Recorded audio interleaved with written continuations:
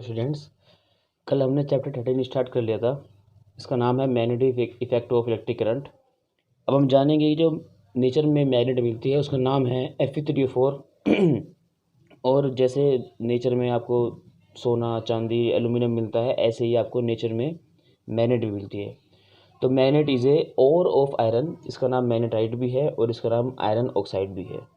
अब हम जानेंगे उन एलिमेंट्स के बारे में जिनको मैग्नेट अट्रैक्ट करती है और जिनको रिपेल करती है। ऐसे एलिमेंट्स जिनको मैग्नेट अट्रैक्ट करती हैं उन्हें बोलते हैं फेरो मैग्नेटिक सब्सटेंस। इनके एग्जांपल्स हैं आयरन और निकल। और ऐसे एलिमेंट्स जिनको मैग्नेट रिपेल करती है उनके नाम है पैरा मैग्नेटिक सब्सटेंस और diamagnetic substance. Paramagnetic substance वे सब्सटेंस होंगे जिसको मैग्नेट कुछ हद तक ही रिपेल करेगी, कंप्लीटली रिपेल नहीं करेगी। और डाया मैग्नेटिक एलिमेंट्स वे होंगे जिनको आपकी जो मैग्नेट है वह कंप्लीटली रिपेल कर देगी। अब इसके अलावा मैग्नेट के दो टाइप्स और भी होते हैं, उनके नाम है नेचुरल मैग्नेट और मैन मेड मैग्नेट। जो नेचुरल मैग्नेट है उसको ही हम बोलते हैं मैग्नेटाइट, और जो आपका मैन मेड है उसके दो टाइप्स होते हैं। पहली होती है परमानेंट मैग्नेट, दूसरी होती है टेम्परेरी मैग्नेट। परमानेंट मैग्नेट वो मैग्नेट होगी जो हमेशा के लिए यूज़ होगी, और टेम्परेरी मैग्नेट वो मैग्नेट होगी जो हम कुछ समय के लिए यूज़ करेंगे किसी खास काम के लिए। ठीक है, हमें जानना है कि किसी मैग्नेट के अंदर कितने पोल्स होते हैं। तो हम इसका पता लगाने के लिए हम पता करेंगे कि किसी चुंबक को लेने के बाद, किसी मैग्नेट को लेने के बाद हम उसको किसी धागे की हेल्प से फ्री फॉल लटका देंगे। उसको लटकाने के बाद क्या होगा, जो मैग्नेट का नॉर्थ पोल होगा वो जोग्राफिकली नॉर्थ पोल की तरफ अट्रैक्ट होगा, और जो मैग्नेट का साउथ पोल होगा वो जोग्राफिकली साउथ पोल की तरफ अट्रैक्ट होगा। तो इस प्रकार हम कह सकेंगे कि हमारी मैग्नेट में केवल दो ही पोल्स होते हैं, एक पोल्स नॉर्थ पोल और दूसरा पोल होता है साउथ पोल। इसके बाद हमें जो पढ़ना है वो पढ़ना है मैग्नेटिक फील्ड। तो किसी मैग्नेट के आसपास का वो एरिया जहाँ पर हम उस मैग्नेट के इफ़ेक्ट को महसूस कर सकते हैं, किसी भी मैग्नेट के आसपास का वो एरिया जहाँ पर हम उस मैग्नेट के इफ़ेक्ट को महसूस कर सकते हैं, उसे बोल देंगे उस मैग्नेट का मैग्नेटिक फील्ड।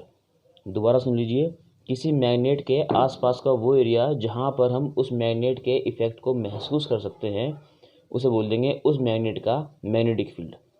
ठीक है, इस बात को आप ऐसे समझिए कि किसी मैग्नेट के आसपास का वो एरिया कि अगर मैं किसी लोहे के पार्टिकल को यहाँ रख दूँगा और उस मैग्नेट ने उस लोहे के पार्टिकल को अपने पास खींच लिया, तो वो जो एरिया होगा उसे बोल देंगे उसके आसपास का मैग्नेटिक फील्ड।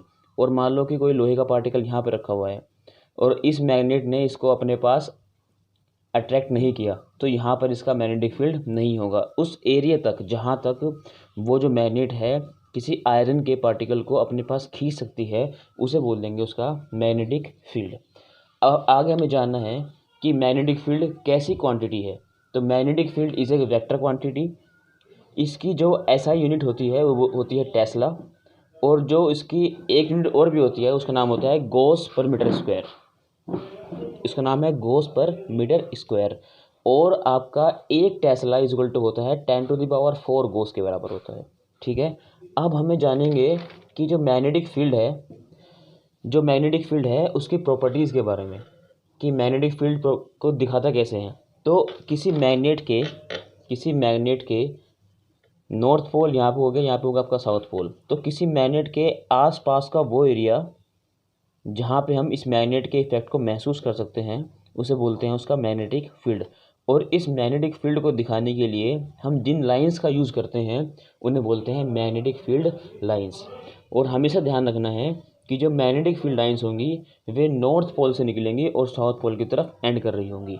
और इसका जो रीज़न है वो ये कन्वेंशन माना जाता है हमेशा, कि ये कन्वेंशन है, इसका रीज़न किसी को नहीं पता कि ये ऐसा होता क्यों है। जो आपका मैग्नेट है उसमें जो आपका नॉर्थ पोल है वहाँ से आपकी फील्ड लाइंस निकलेंगी, और जो आपका साउथ पोल है वहाँ पे आके एंड कर रही होंगी। ठीक है, और मैग्नेट के अंदर जो फील्ड लाइंस होंगी वे साउथ पोल से निकलेंगी और नॉर्थ पोल की तरफ आगे एंड कर रही होंगी। ठीक है, और इसके बारे में ही जानने के लिए कि जो मैग्नेटिक फील्ड लाइंस हैं उनकी जो स्ट्रेंथ होगी वो पोल्स के पास तो बहुत ज़्यादा होगी और पोल्स से दूर क्या होगी, बहुत कम होगी।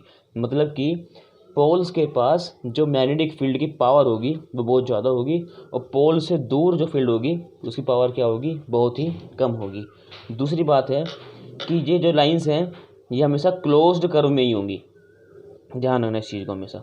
और इसकी डायरेक्शन निकालने के लिए हम यूज़ करते हैं एक कंपास का। आप इसको ऐसे समझिए कि ये आपका एक बार मैग्नेट है और यहाँ पे नॉर्थ पोल है, यहाँ पे साउथ पोल है। तो कंपास ऐसा होता है कि जिसमें दो निडल होती हैं, एक नॉर्थ और एक साउथ। तो कंपास की निडल को हम यहाँ रखेंगे लागे, तो यहाँ पे जो नॉर्थ निडल है वो होगी रिपेल, क्योंकि नॉर्थ को करता है रिपेल, तो हो जाएगी इस तरफ। और ऐसे घूमते घूमते हो जाएगी आपकी साउथ पोल की तरफ। और यहाँ पे भी आपका सेम सीन चल रहा होगा, ऐसे निकलेंगी और साउथ पोल की तरफ आ रही होंगी। तो हम देखेंगे कि नॉर्थ पोल से साउथ पोल की तरफ आपकी जो रेज हैं वे निकल रही हैं। ठीक है, बात समझ में आ गई। अब पढ़ेंगे इनकी प्रॉपर्टीज़ के बारे में। प्रॉपर्टीज इसी कुछ ऐसी हैं। The orientation from north pole of magnet and at its south pole by convention, ये मानना होता है बस। सेकेंड पॉइंट है the lines closed and continuous curves, हमेशा क्लोज्ड एंड कॉन्टिन्यूस कर्व्स ही होते हैं। ये हमेशा क्लोज्ड भी हैं और कॉन्टिन्यूस भी हैं, क्योंकि नॉर्थ से निकलेंगे और साउथ की तरफ जाके एंड करेंगे। इसका अगला पॉइंट है they are crowded near the poles where are the magnetic field is stronger. Poles के पास हमेशा इनकी जो स्ट्रेंथ होगी वो ज़्यादा होगी इस वाले एरिया में, और पोल से दूर इसकी स्ट्रेंथ क्या होगी, बहुत ही ज़्यादा कम होगी। नेक्स्ट है आपका field lines never intersect with each other, ये लाइंस कभी भी आपस में एक दूसरे को कट नहीं करेंगी। ठीक है, यहाँ तक आपका जो है मैग्नेटिक फील्ड पूरा हो गया, और हमने पढ़ लिया मैग्नेटिक फील्ड लाइंस के बारे में भी, और हमने पढ़ लिया मैग्नेट के बारे में। ठीक है, अब हम आगे पढ़ेंगे पोल स्ट्रेंथ किसे कहते हैं, और किसी स्ट्रेट वायर में अगर हम करंट फ्लो करते हैं तो उसके आसपास जो मैग्नेटिक फील्ड बनेगा उसके बारे में हम बात करेंगे। Thank you. अब हम बात करेंगे एक एक्सपेरिमेंट के बारे में। बात है 1827 की। साइंटिस्ट का नाम है हैंस ओरस्टेड। तो हैंस ओरस्टेड एक एक्सपेरिमेंट कर रहे थे जिसमें एक स्ट्रेट वायर था, मतलब एक सीधा तार था जिसमें उन्होंने करंट फ्लो कर रखा था, जिसमें करंट आई फ्लो हो रहा था पहले से ही। तो हुआ क्या, इनके पास एक कंपास था। तो कंपास में होते हैं दो निडल, एक नॉर्थ और एक साउथ। तो अब जैसे ही नॉर्थ निडल, जैसे ही कंपास की जो इस कंपास को हम इसके पास ले गए, वायर के पास ले गए, तो कंपास की जो निडल है उसमें डिफ्लेक्शन हो गया, मतलब वो घूम गई, उसमें हो गया डिफ्लेक्शन। अब जो हैंस ओरस्टेड उन्होंने कहा था कि जो डिफ्लेक्शन होगा वो केवल तभी होगा जब किसी बार मैग्नेट के आसपास हम किसी कंपास को लेके जाएंगे। अब इस स्ट्रेट वायर में तो कहीं मैग्नेटिक फील्ड आई नहीं। तो अब इसके बारे में एक्सपेरिमेंट करते करते करते लगभग 40 साल हो गए, पूरे 40 ईयर्स। तो अब 40 साल के एक्सपेरिमेंट करने के बाद पता लगा कि अगर किसी स्ट्रेट वायर में करंट फ्लो हो रहा हो, अगर किसी स्ट्रेट वायर में करंट फ्लो हो रहा हो तो उसके आसपास एक मैग्नेटिक फील्ड भी बनता है, उसके आसपास एक मैग्नेटिक फील्ड भी बनता है।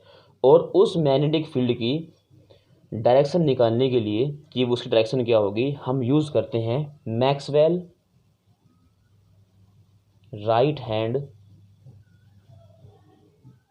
Thumb rule.